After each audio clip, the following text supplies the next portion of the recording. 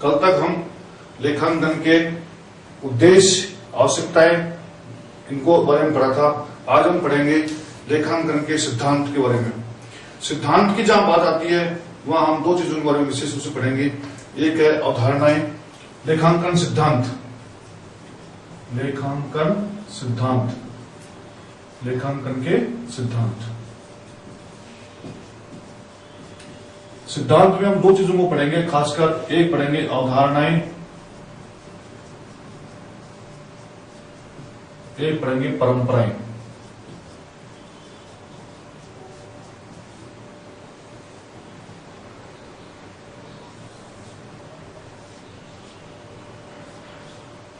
अवधारणाएं और परंपराएं।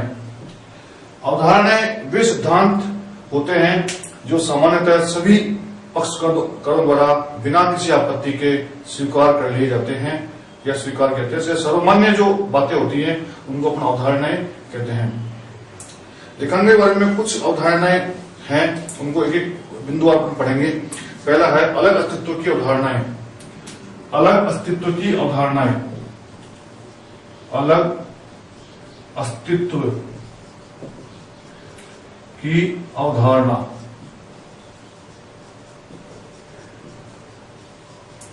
इसको हम इंग्लिश में कहते हैं बिजनेस एंटिटी कॉन्सेप्ट।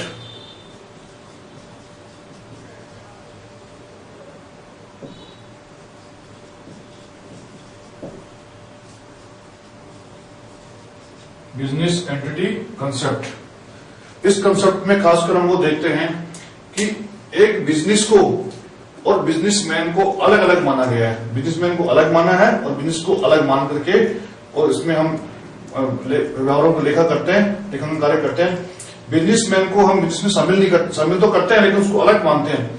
उसका हम अलग अकाउंट ओपन करते हैं। अगर वो पैसा बिजनेस में लगाता है तो भी उसको हम उसके खाते में जमा करते हैं, जो पूंजी के नाम से अपन कहते हैं उसको। जब वो पैसा निकालता है तो हम आहरण रूप में उसको लिखते हैं।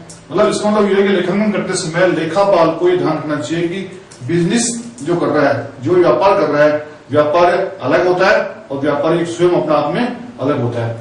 तो पहला सिद्धांत हमें ये कहता है कि अलग अस्तित्व की अवधारणा, मतलब व्यापार का और व्यापारी का अलग अलग दोनों का अस्तित्व है, इस बात को लेकर की अवधारणा बनी हुई है। दूसरा जो उसका है वो है मुद्रा मापन की अवधारणा। मुद्रा मापन की अवधारणा।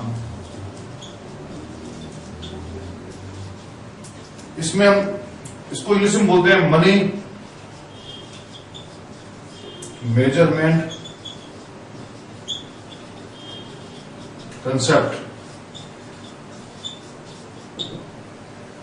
इस अवधारणा में हम ये देखते हैं कि हम केवल उन्हीं घटनाओं, उन्हीं लेन देनों का लेखांकन में प्रविष्टि करेंगे जिनको मुद्रा में हम माप सकते हैं। जिन घटनाओं को मुद्रा में नहीं माप सकते उनका हम लेखांकन कार्य नहीं करेंगे, लेखांकन में उनको शामिल नहीं करेंगे।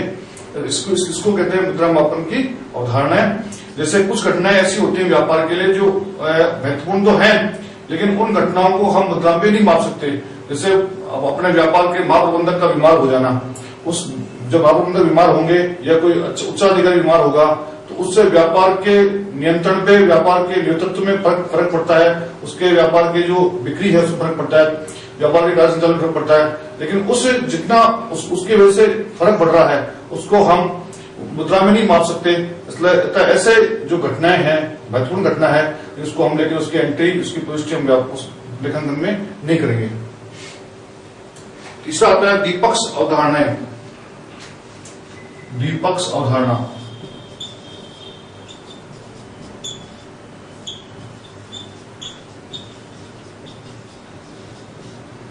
इसको इंग्लिश में बोलते हैं डुअल एस्पेक्ट कॉन्सेप्ट।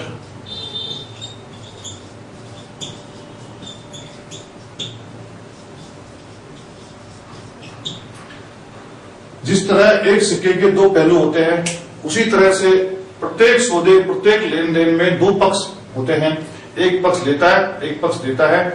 मूल्यों का स्थानांतरण एक दूसरे पक्षों की तरफ, एक पक्ष का से दूसरे पक्ष की तरफ होता है।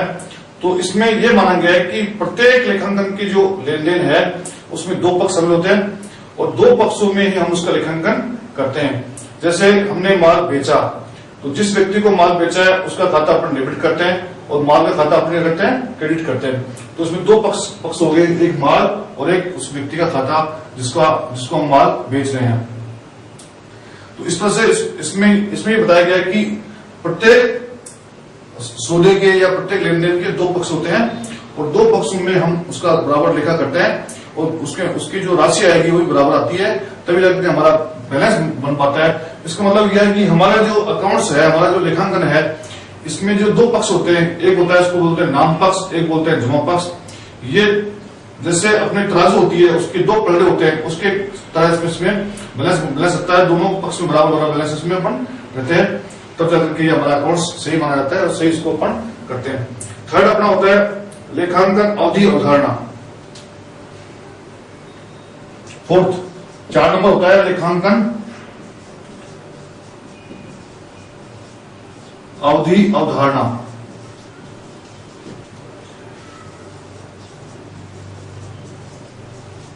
इसको बोलते हैं अकाउंटिंग पीरियड कंसेप्ट।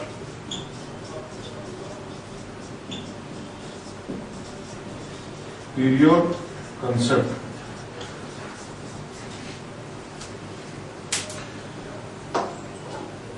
इसमें हम ये देखते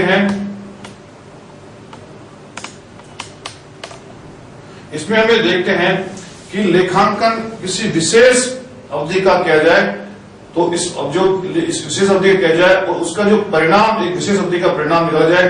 जैसे हम देखते हैं कि प्रत्येक व्यापारी एक वित्तीय वर्ष के लेखे अपने तैयार करता है जो अप्रैल से शुरू होता है और 31 मार्च को बंद होता है। तो इसको हम बोलते हैं कि एक विशेष पीरियड का हम लेखांकन करते हैं और विशेष पीरियड के बाद में हम उस लेखांकन से परिणाम ज्ञात करते हैं। जो खाते अपन ने खोले हैं उनको अपन बंद करते हैं और एक परिणाम ज्ञात करते हैं। फिर नए सिरे से अपन वापस से नए अकाउंट्स, नया लेखांकन काम शुरू करते हैं। इसे बोलते हैं अपन लेखांकन अवधि की अवधारणा। उससे अगला आता है अपना चालू व्यवसाय की अवधारणा। चालू व्यवसाय की अवधारणाएं।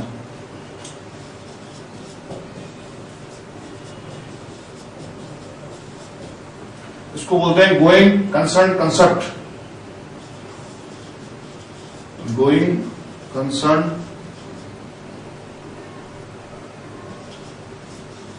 कंसेप्ट। इस अवधारणा में हम ये देखते हैं कि हम ये सोच के लेखांकन कार्य करते हैं कि हमारा व्यवसाय एक लंबी अवधि तक के लिए चलेगा, लंबी अवधि तक के लिए हम व्यापार में रहेंगे और व्यवसाय हमारा लंबी अवधि तक के चलेगा। इस कंसेप्ट को लेकर के हम लेखांकन कार्य करते हैं। जो हम आगे जिसको आगे पढ़ेंगे, ह्रास लगाने वाली बात है, जो हम एसेट्स की बेले में जो डेप्रिसिएशन लगाएंगे, वो डेप्रिसिएशन या जो मूल्य ह्रास है वो इसी कंसेप्ट को लेकर के हम लगाते हैं और इसी कंसेप्ट को लेकर के हम चलते हैं। तो पहला इसमें जो मेन होता है वो होता है चालू व्यवसाय की अवधारणा है। अब हम नंबर 6 की अवधारणाएं देखते हैं, वो है लागत अवधारणा। लागत की अवधारणा। लागत की अवधारणा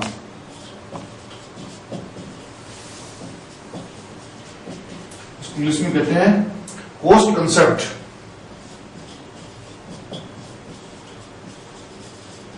कॉस्ट कंसेप्ट। इस अवधारणा में हम ये देखते हैं कि एक व्यवसाय, एक व्यापारी अपना कुछ भी सामान परचेज करता है, माल परचेज करता है या संपत्ति परचेज करता है, वो उस दिन की लागत पर उसका लेखन करता है जिस दिन वो उसको परचेज करता है, या जो उस पर लागत लग के आती है, उसकी जितने में उसका बिल आता है, जितने में उसका हाउस आता है, उस लागत पे अपना लेखन का कार्य वो करता है। तो इसको बोलते हैं लागत की लेखांकन। इस लागत लेखांकन की अवधारणा, इसे ऐतिहासिक लागत लेखांकन अवधारणा भी कहते हैं, क्योंकि ये जो लेखांकन का कार्य होता है वो ऐतिहासिक लागत के आधार पर होता है। मतलब जो लागत अपने लगी रहती है वही लेखांकन में बार बार चलती रहती है, उसी से आगे बैलेंसेस आगे ट्रांसफर होते थे। इसको बोलते हैं लागत की अवधारणा। अब नेक्स्ट अपन देखते हैं, वो देखते हैं अर्जित अवधारणा। अर्जित अवधारणा।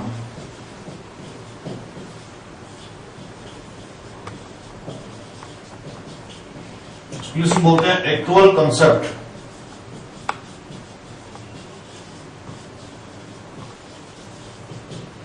एक्चुअल कंसेप्ट, इस कंसेप्ट में हम ये देखते हैं कि किसी भी वस्तु को जिस दिन हम परचेज करते हैं, जिस दिन हम क्रय करते हैं, उस दिन उसका अमाउंट, उसका राशि विक्रेता की तरफ ड्यू हो जाती है या हमारी तरफ ड्यू हो जाती है। जैसे किसी पार्टी को अपने माल बेचा, तो जिस दिन हमने उसको माल बेच दिया, तब उस दिन उसका हमारा अमाउंट जो है उसकी तरफ ड्यू हो जाता है। ऐसे ही खर्चे के बारे में अपन सोचते हैं, जब कोई खर्चा चाहे भुगतान हमने किया हो या नहीं किया हो, उसका उपयोग हो गया तो उस दिन हमारा खर्चा मान लिया जाता है, खर्चे को हम उसको मान लेते हैं। जैसे किसी महीने में हमने अपने किसी कर्मचारी को वेतन का भुगतान नहीं किया, लेकिन वो उसने हमारे संस्था में काम कर लिया, तो एक महीना पूरा होते ही जो उसका वेतन ड्यू हो जाता है, उस दिन उसका वेतन खर्चे के रूप में मान लेते हैं, उसको खर्चा मान लेते हैं, चाहे उसको भुगतान हमने किया हो या नहीं किया हो। तो इसका मतलब ये हुआ कि भुगतान करने और ना करने से खर्चे का संबंध नहीं है। खर्चे का संबंध है उसका ड्यू होना, उसका देय होना। जिस दिन कोई खर्चा देय होता है या कोई आय देय होती है, उस दिन ही उसका हम लेखा कर लेते हैं और उस दिन से उसको हम आय मान लेते हैं। इसको बोलते हैं अपन अर्जित अवधारणा। अब नेक्स्ट अपन देखते हैं और लास्ट देखते हैं वसूली की अवधारणा। वसूली की अवधारणा,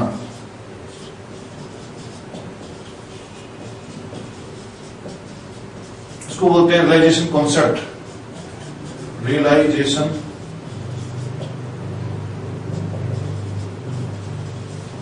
कॉन्सेप्ट,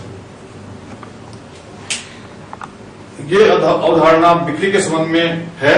इसमें हम ये मानते हैं कि जिस दिन हमने माल बेच दिया, उस दिन उसकी राशि हमें प्राप्त हो गई मान लेते हैं, और ऐसा मान करके हम उसका लेखांकन का कार्य कर लेते हैं। चाहे हमने उधार में माल बेचा हो, राशि उसकी प्राप्त नहीं हुई हो, लेकिन जो बिक्री होती है हमारी, बिक्री होते ही हम उसको हमारी बिक्री मानते हुए और ये मान लेते हैं कि राशि हमें प्राप्त हो चुकी है, और उसको हम बिक्री में शामिल कर लेते हैं, और उसमें लाभ जो होता है उसको भी हम लाभ में मान लेते हैं।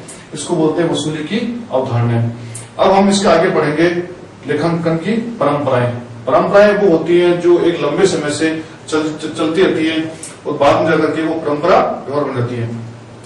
इसको फिर वापस देखते हैं, परंपराएं क्या होती हैं। ऐसे व्यवहार जो लंबे समय तक चलाए जाते हैं वे परंपरा बन जाती है।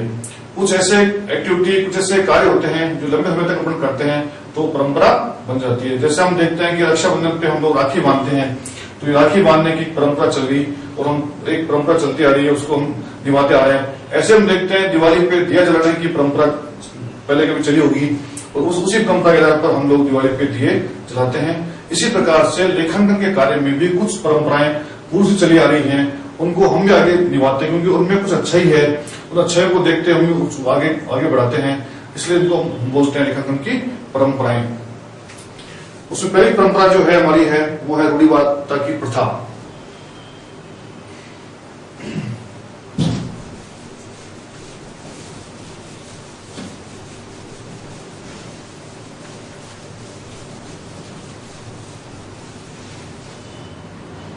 रूढ़िवादिता की परंपरा, रूढ़िवादिता की परंपरा।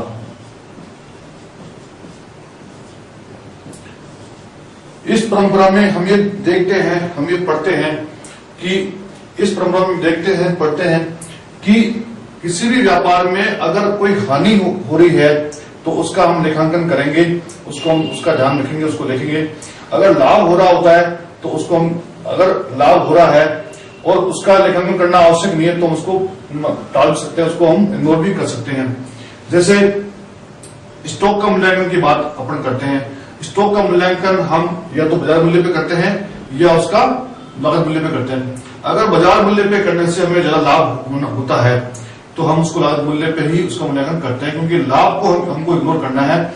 और जो हानि होती है, अगर हम दोनों में मूल्य में तुलना करते हैं, बाजार मूल्य तुलना करते हैं, लागत मूल्य तुलना करते हैं, और दोनों मूल्य में बाजार मूल्य कम होता है तो हम उसका मूल्यांकन बाजार मूल्य पे करते हैं, क्योंकि जहां पे हानि होने की संभावना है उसका लेखांकन पहले करते हैं। लाभ होता है तो उसको हम इग्नोर भी कर सकते हैं, उसको हम छोड़ भी सकते हैं, उसको नगण्य मान सकते हैं। इस तरह से हम जो एक रूढ़ी चलती आ रही है कि लाभ को ध्यान में मत रखो, हानि को पहले ध्यान में रखो, इस बात की जो परंपरा है उसको बोलते हैं रूढ़िवादिता की परंपरा। अगली जो परंपरा देखते हैं अपन, वो देखते हैं प्रकटीकरण की परंपरा प्रथा। प्रकटीकरण की प्रथा की परंपरा या प्रथा जो भी एक ही बात है, परंपरा। इसमें हम ये देखते हैं कि अगर हमारे व्यवसाय से संबंधित कोई ऐसी बात है जिसको प्रकट करना आवश्यक होता है तो उसको हम अपने वित्तीय लेखों में, वित्तीय जो जिसको हम बोलते हैं फाइनल अकाउंट्स, जिसको हम बोलते हैं अंतिम खाते, उसमें हम जरूर लिखें। ऐसी कोई बात है जो हमारे व्यवसाय से संबंधित है और महत्वपूर्ण चीज है, उसको हम उसको बताएंगे, उसको खोलेंगे और उसको प्रकट करेंगे।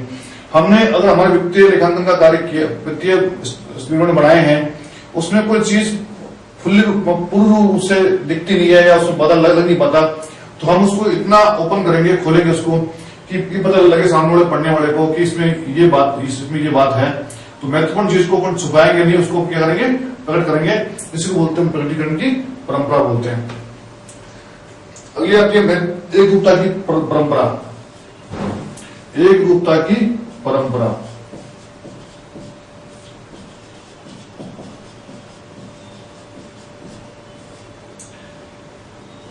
हमें लेखांकन का कार्य जो करना है उसमें एकरूपता बनाए रखनी है। हमेशा हमारे लेखांकन की जो नीतियां हैं, वो पॉलिसियां हैं, सिद्धांत है, उन्हीं को मानते हुए लेखांकन कार्य करना है। उसमें कहीं भी ये नहीं सोचना कि हमको कोई बार बार चेंज करना। हमको अपनी परंपराएं, हमारी नीतियां, हमारे लेखांकन करने के नियम कभी भी उसमें चेंज नहीं करना चाहिए। हमारी एकरूपता होनी चाहिए। एकरूपता नहीं होगी तो हम हमारे जो लेखांकन का कार्य है विश्वसनीय नहीं होगा। दूसरी बात है, एकरूपता नहीं होने से हम अपने लेखों के माध्यम से आगे के वर्षों से तुलनात्मक अध्ययन करने में भी असमर्थ होंगे। अतः हमें तुलनात्मक अध्ययन को सुगम बनाने के लिए और विश्वसनीयता बनाए रखने के लिए हमारी अकाउंट्स की, हमारे लेखांकन की जो पॉलिसी है उनको उसमें एकरूपता रखनी चाहिए। जैसे हम देखते हैं मूल्यह्रास को ज्ञात करने की कई विधियां हैं। अब पहले से हम एक विधि को प्रयोग में कर रहे हैं, ला रहे हैं, उस विधि के हिसाब से हम आगे के वर्षों में भी हमारा मूल्यह्रास घटाएंगे। अगर हम बार बार चेंज करेंगे तो हमारी विश्वसनीयता पे एक दाग लगता है, धब्बा लगता है। इसलिए हमारी जो विश्वसनीयता बनाए रखने के लिए हमें एकरूपता बनाए रखनी है। ये इसको बोलते हैं अपन एकरूपता की परंपरा। अब देखते हैं अगली महत्वपूर्णता की परंपरा। महत्वपूर्णता की परंपरा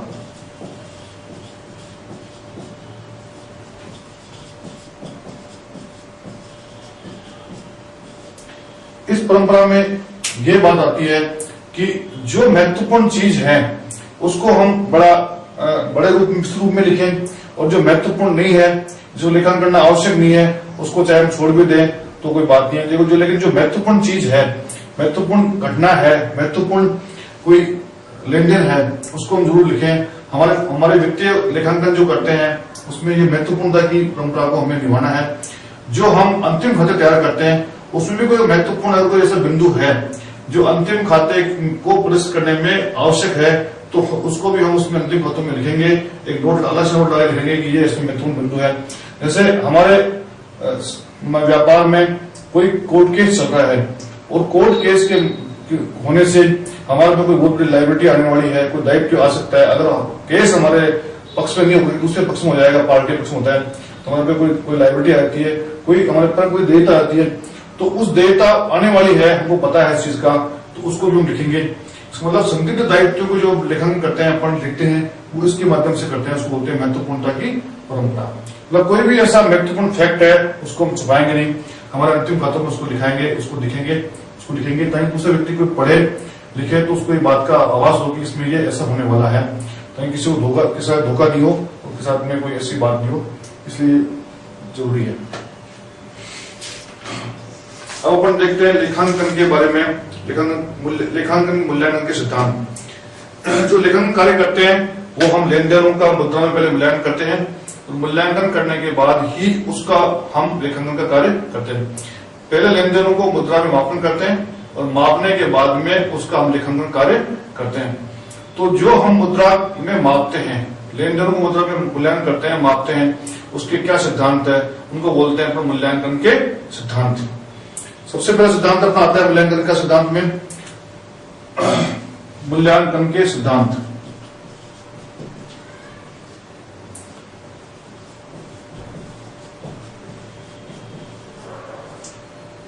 सबसे पहला सिद्धांत आता है मूल्यांकन में, वो आता है हमारा ऐतिहासिक लागत का सिद्धांत। ऐतिहासिक लागत।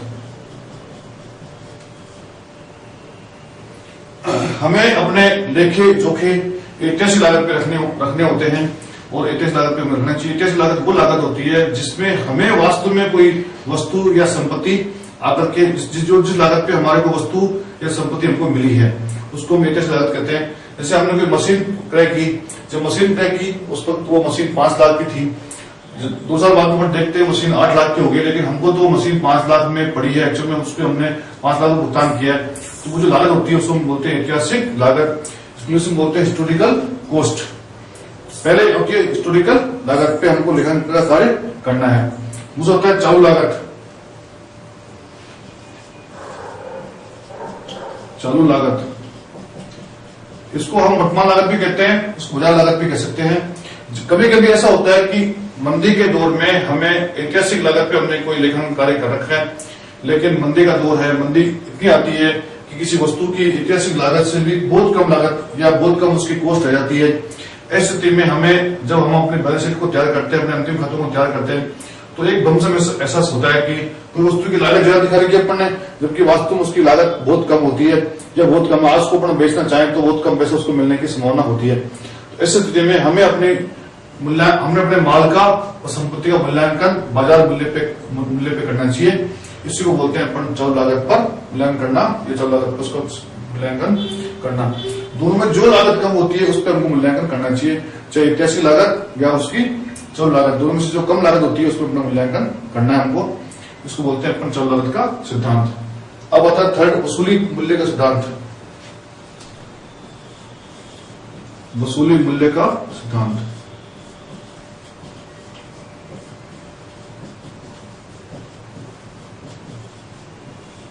कभी कभी ये सिद्धांत भी हम काम में लेते हैं कि वसूली क्या होगी एक्चुअल में, उसको हम ध्यान में रखते हुए हम अपना लेखन में कार्य करते हैं कि अपने पास में जो संपत्ति है या जो लोगों में देयता है या लोगों में जो पैसा मांगते हैं वो वास्तव में कितना वसूल होगा, उसको देखते हुए हम लेखन का कार्य करते हैं। जैसे हमने उधार बिक्री की, 8 लाख की बिक्री हमने कर दी, लेकिन 8 लाख रुपए की बिक्री में से हम ये मानते हैं कि कम से कम 10,000 रुपए की डूबत होगी। 10,000 रुपए का जो जो व्यक्ति व्यापारी था वो भुगतान हमको नहीं कर पाएगा, तो एक्चुअल में हमको वसूल होंगे 7,90,000 रुपए। तो उस वसूली को ध्यान रखते हुए हमने लेखन में कार्य करना है। 10,000 जो हमारा डूब रहा है, डूबता दिख रहा है अपन को, उसको उसके लिए हमको कोई प्रोविजन करना है और उसको हम हानि मानते हुए अपने लाभों के कम करना है। इस सिद्धांत को मान करके हम कुछ लेखन कार्य करते हैं, उसको बोलते हैं वसूली मूल्य का सिद्धांत। क्योंकि एक्चुअल में क्या वसूल होगा इस बात का ध्यान में अपन इसमें रखते हैं। फिर आता है वर्तमान मूल्य।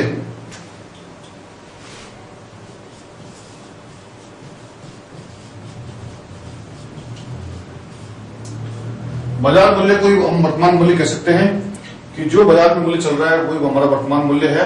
और कुछ लेखे हमें वर्तमान मूल्य के आधार पर भी करने होते हैं, क्योंकि ऐतिहासिक लागत कभी कभी अप्रासंगिक हो जाती है। क्योंकि ऐतिहासिक लागत इतनी कम होती है तो ज्यादा हो जाती है तो अप्रासंगिक हो जाती है। इसलिए हमें कभी कभी हमने अपने लेखांकन कार्य को वर्तमान मूल्य पर भी करना होता है। उसको बोलते हैं वर्तमान मूल्य का सिद्धांत, या ये सब मूल्यांकन के सिद्धांत हैं जो हमने पढ़ा है। अब अपन देखते हैं लेखांकन के